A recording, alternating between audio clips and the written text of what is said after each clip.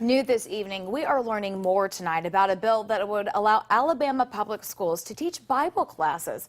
And this is a movement that's growing across the country. Y31's Brecken Terry joins us live after speaking with a senator who introduced the legislation. Brecken.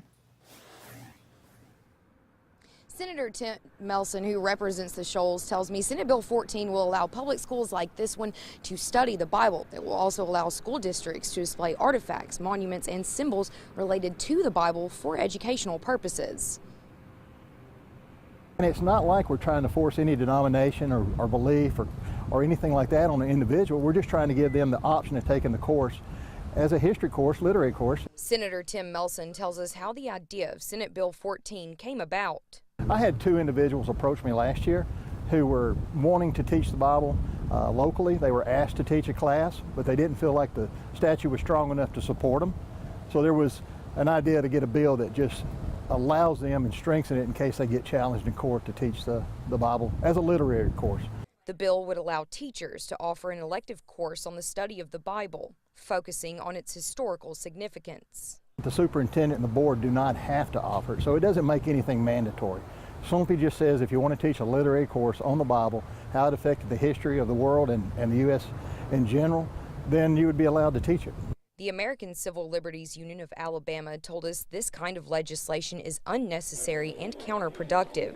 They said it will lure school districts into a false sense of security and open them up for potential lawsuits. I don't think it's an attempt to skirt around the Constitution.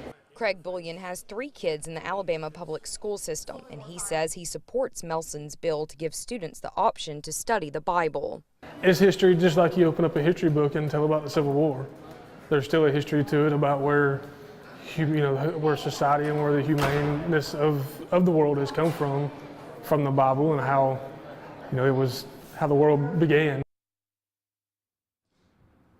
Melson tells me he expects this bill to be voted on sometime in March. If passed, the State Board of Education would have to sign off on the courses and the policy surrounding it. Even then, individual school districts can decide to teach or not teach the Bible. Live in Killen, Brecken Terry, Y31 News. Alabama is one of at least 7 states to introduce Bible literacy bills this year. Others include Florida, Indiana, Missouri, North Dakota, Virginia, and West Virginia. The measure does have the support of President Trump, who tweeted about it just last month, saying, quote, numerous states are introducing Bible literacy classes, giving students the option of studying the Bible.